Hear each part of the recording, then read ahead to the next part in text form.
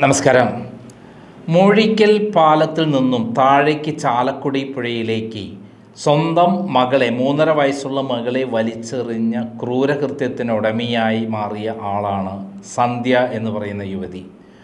എന്താണ് സന്ധ്യ മകളെ കൊല്ലാൻ കാരണം? വെള്ളത്തിലേക്ക് ചാലക്കുടി പുഴയിലേക്ക് ആർത്തിരമ്പി വരുന്ന ചാലക്കുടി പുഴയിലേക്ക് എറിയാൻ കാരണം? അതിന് കാരണം അവർ പറയുന്നത് ഞെട്ടിക്കുന്നതാണ്. നമ്മളിപ്പോൾ കേട്ടറിവുള്ള എന്താണ്? സ്വന്തം ഭർത്താവിൻ്റെ സഹോദരൻ കുട്ടിയെ കഴിഞ്ഞ 1.5 വർഷമായി ക്രൂരമായി പീഡിപ്പിച്ചു കൊണ്ടിരിക്കുകയായിരുന്നു എന്നുള്ളതാണ്.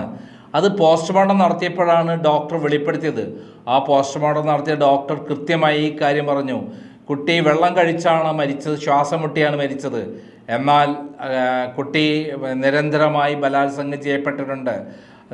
കൃത്യമായി ബലാത്സംഗം നടത്തിയതിൻ്റെ ഭാഗമായി ആ കുട്ടിയുടെ ലൈംഗികാവയം തകർന്നു പോയിട്ടുണ്ട്, ശരീരത്തിൽ മുറിവുകളുണ്ട് എന്ന് പറയുന്നൊരു കാര്യം കൃത്യമായി അദ്ദേഹം പോസ്റ്റ്മോർട്ടം റിപ്പോർട്ടിൽ വന്നോടെയാണ് ഭർത്താവിൻ്റെ സഹോദരൻ സുഹേഷിനെ അറസ്റ്റ് ചെയ്യുന്നത്.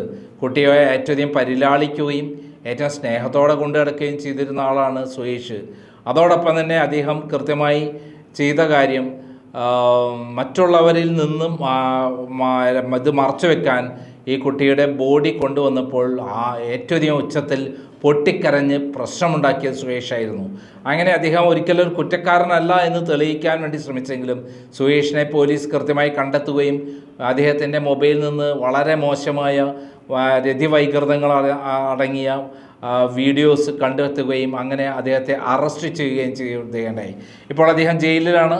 പുത്തൻകുരിശ് പോലീസാണ് എടുത്തത് ആ കേസ്. കാരണം അവിടെ വെച്ചിട്ടാണ്, ആ പോലീസ് സ്റ്റേഷൻ അതിർത്തിയിൽ വെച്ചിട്ടാണ് കുട്ടിയെ പീഡിപ്പിച്ചിട്ടുള്ളത്. എന്നാൽ കുട്ടിയെ കൊന്നത് ചാലക്കുടി പുഴയിലാണ്. അതുകൊണ്ട് തന്നെ ചെങ്ങമനാട് പോലീസാണ് കുട്ടിയെ മിസ് ചെയ്ത സ്ഥലത്ത് വെച്ചിട്ട് അവളെ കേസ് ഫയൽ ചെയ്തത്. ഇപ്പോൾ യുവതിയെ ചോദ്യം ചെയ്തപ്പോൾ ആ യുവതി പറഞ്ഞ് ഞെട്ടിക്കുന്ന കാര്യം എന്ന് പറയുന്നത്, താൻ ഈ കുട്ടിയെ ബലാത്സംഗം ചെയ്തത്, സഹോദരൻ ബലാത്സംഗം ചെയ്തത് അറിഞ്ഞിരുന്നില്ല എന്നുള്ളതാണ്.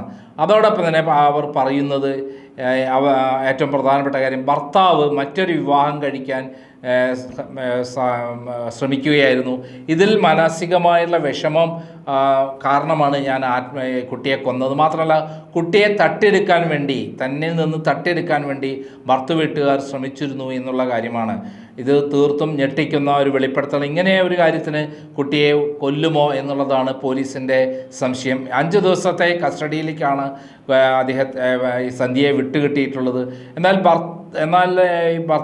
ഭർത്താവിൻ്റെ സഹോദരൻ സുഹേഷ്, കുട്ടിയെ പീഡിപ്പിച്ചതിന് അറസ്റ്റ് ചെയ്യപ്പെട്ട സുഹേഷിനെ ഇന്ന് കസ്റ്റഡിയിൽ വാങ്ങും. ഇവരെ 2 പേരെയും കൂടി ഇരുത്തിക്കൊണ്ട് ചോദ്യം ചെയ്യൽ നടപടികൾ ആരംഭിക്കും.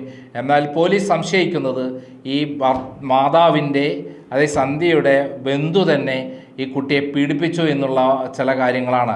ഇതിൻ്റെ സത്യാവസ്ഥ ഇതുവരെ ബോധ്യപ്പെട്ടില്ല. എന്തായാലും മാനസിക നില തെറ്റിയ അവസ്ഥയിലല്ല സന്ധ്യ എന്നുള്ള വിവരമാണ് ഇപ്പോൾ പുറത്തു വരുന്നത്. സന്ധ്യ സാധാരണ നിലയിൽ തന്നെയാണ് പെരുമാറുന്നത്, യാതൊരു പ്രശ്നവും അവർക്കില്ല എന്നുള്ളത്. എന്തായാലും കേരളത്തെ നടുക്കിയായി കൊലപാതകത്തിൻ്റെ ഞെട്ടിക്കുന്ന വിവരങ്ങൾ പോലീസ് ഓരോന്നോരോന്നും പറയുമ്പോൾ നമ്മുടെ സമൂഹം എത്രമാത്രം അധപ്പതിച്ചു കൊണ്ടിരിക്കുകയാണ് എന്നുള്ളതാണ് നമ്മൾ ചൂണ്ടിക്കാണിക്കുക. കേരളത്തിൽ ഓരോ ദിവസം 14 പെൺകുട്ടികളെ, ചെറിയ കുട്ടികളെ ബലാത്സംഗത്തിന് ഇരയാക്കുന്നു എന്നുള്ള പരാതികളാണ് വന്നുകൊണ്ടിരിക്കുന്നത് എന്നതാണ് ഏറ്റവും ഞെട്ടിക്കുന്ന കാര്യം. കാരണം കേരളം ഒരു ഇത്തരത്തിലുള്ള രതിവൈകൃതങ്ങളുടെ പറുദൂശയായി മാറുകയാണോ?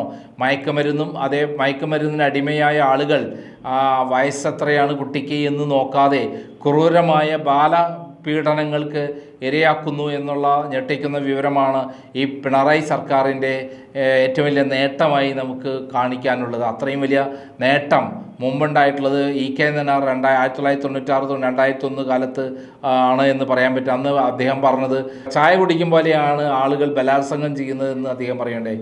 പെണ്ണുള്ളിടത്ത് പെൺവാണിഭം ഉണ്ടാവുമെന്നും അദ്ദേഹം പറയുകയുണ്ടായി.